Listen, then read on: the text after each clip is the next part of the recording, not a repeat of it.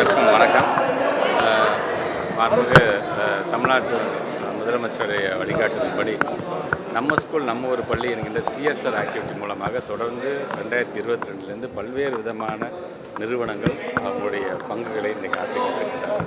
அது நிதியாக ஒதுக்குவதாக இருந்தாலும் சரி, பொருளாக வழங்குவதாக இருந்தாலும் சரி, அல்லது ஹியூமன் ரிசோர்ஸ் அவங்களுடைய ஹவர்ஸ் நமக்காக ஸ்பெண்ட் பண்ணுறது, இப்படி பல்வேறு விதத்தில் அந்த கான்ட்ரிபியூஷன் நடந்துகிட்ருக்கு.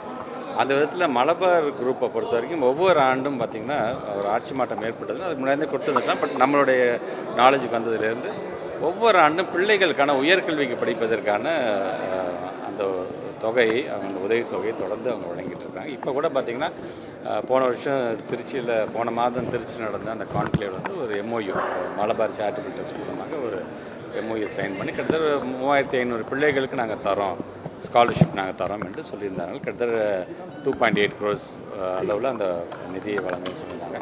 இன்றைக்கி அதோட முதல் கட்டமாக ஒரு 797 பிள்ளைகளுக்கு உயர்கல்விக்கு படிப்பதற்கான அந்த ஸ்காலர்ஷிப்புக்கான அதை இன்றைக்கி வழங்கியிருக்கிறார்கள். அதற்கும் என்னுடைய நன்றியை நான் தெரிவிச்சுக்கிறேன்.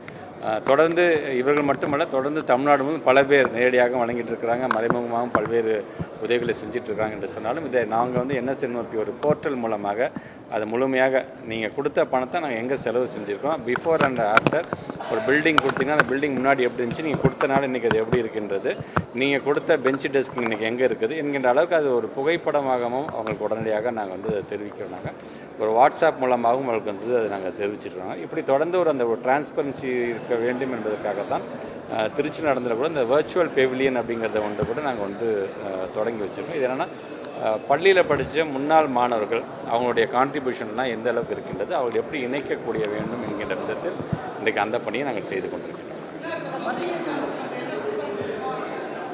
பப்ளிக் எக்ஸாம் ஒவ்வொரு வருஷம் பண்ணுற மாதிரி தான் இந்த February 13 COS மீட்டிங் வச்சுருக்கோம். பொதுவாக ஒவ்வொரு ஆண்டும் நம்ம எப்படி விழிப்புணர்வோடு அதை செய்திட வேண்டும், அந்த பப்ளிக் எக்ஸாம் வருகின்ற பிள்ளைகளுக்கு தேவையானது நம்ம என்ன செய்ய வேண்டும் என்கின்றது, அது ஒவ்வொரு ஆண்டும் என்னென்ன அந்த SOPs இருக்கிறதோ அதுக்கு தான் அதை நம்ம கண்டுபிடிச்சிட்டு தான் இருக்கணும்.